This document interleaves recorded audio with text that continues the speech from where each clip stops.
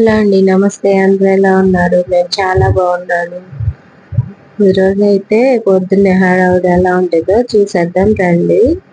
ఈరోజు అయితే నేను చామదుంపల పులుసు అయితే చేస్తున్నాను అనమాట. ఇక్కడ రైస్ అయితే పెట్టేసుకున్నాను కుక్కర్లో. దానికోసం ఉల్లిపాయలు, పచ్చిమిరపకాయలు కట్ చేసుకొని పెట్టుకున్నాను.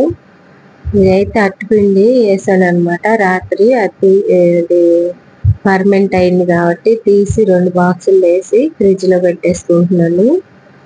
నేనైతే అట్టుపిండి కోసం ఒకటి మినపప్పు వేస్తే 3 బియ్యం వేసి మిక్సీ పట్టేసి ఉంచుకుంటాను. ఈ చామదుంపల పులుసు అయితే ఇదిగోండి చేసాను.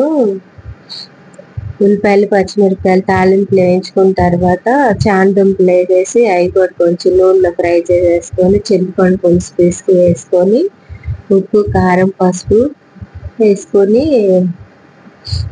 మరిగించుకుంటున్నాను అనమాట. మరిగిన తర్వాత సగం ఉల్లిపాయలు అవన్నీ ఉడికిన తర్వాత బెల్లం ముక్క అయితే వేసుకుంటున్నాను. ఇప్పుడైతే ఇలా ఉంది. ఆ బెల్లం అదంతా కరిగి ఉడికేటప్పటికి చెక్క పడుతుంది. ఈ చామదుంపల పులుసు అంటే చాలా ఇష్టం మాకు, అందుకని చెప్పి చామదుంపల పులుసు అయితే చేసుకుంటున్నాను ఈరోజు. పర్లేదు, బెల్లం ముక్క వేడికి కరిగిపోతుంది ఒక 2 నిమిషాలు ఉంటే. చట్నీ అయితే దోశలు అనమాట. ఇవాళ టిఫిన్ చట్నీ వేసి పక్కన పెట్టుకున్నాను. దానికైతే తాలింపు అయితే వేసుకుంటున్నాను. కొద్దిగా ఆయిల్ వేసుకుని తాలింపు గింజలు వేసుకుని 2 ఎండుమిరపకాయలు వేసుకొని తాలింపు అయితే వేసేసుకుంటున్నాను. తాలింపు వేసుకొని రెడీ పెట్టుకుంటే తర్వాత దోశలు వేసుకోవచ్చు కదా. ఇంకా చామదుంపల పులుసు అయితే అది కూడా అయిపోవచ్చింది. మా వాడికి బాక్స్ కట్టేయడమే. ఇంకా రెడీ అయిపోయినాయి. వాడైతే 8 వెళ్ళిపోవాలి కాబట్టి నాకు పొద్దున్నే హడావుడిగా ఉంటుంది అనమాట.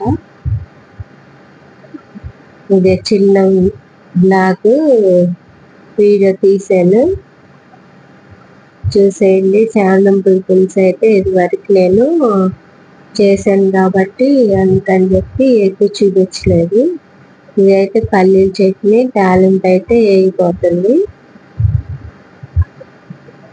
ఇక అందులో అయితే వేసేసుకోవడమే.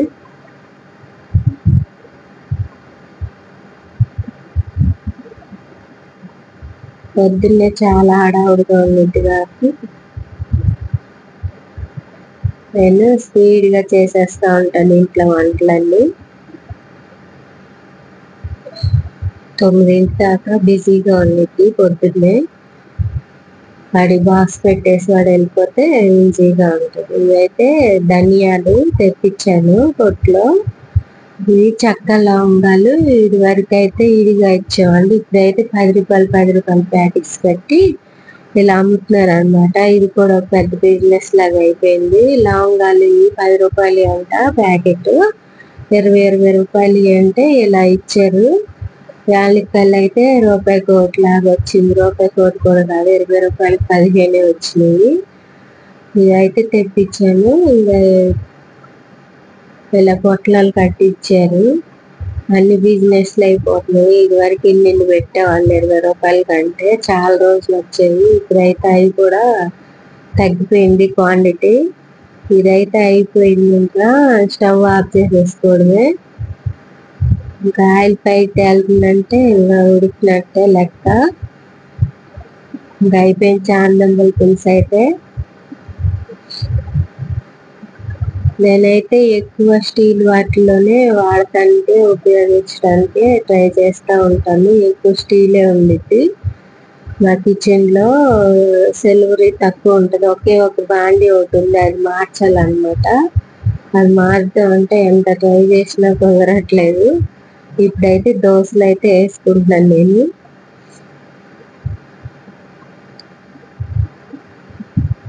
దోశలు అందరికీ వచ్చు కాబట్టి దోశ అయితే వేసుకొని పైన అయితే ఆయిల్ వేసుకుంటున్నాను. ఇంట్లో ఉప్పు అయితే వేసుకొని కలిపేసుకొని దోశలు అయితే వేసుకుంటున్నాను. ఫస్ట్ దోశ ఎందుకో కానీ సరిగ్గా రాదు, తర్వాత నుంచి ఇంకా బాగా వస్తాయి అన్నమాట. ఈ దోశల పిండి అయితే మా అమ్మ అయితే పోపిచ్చింది. దీని మీద చాలా బాగా వస్తాయి క్రిస్పీగా దోశలు. ఫస్ట్ ఒకటి ఇబ్బంది పెట్టిద్ది, ఇంకా తర్వాత నుంచి ఇంకా బాగా వస్తాయి అన్నమాట.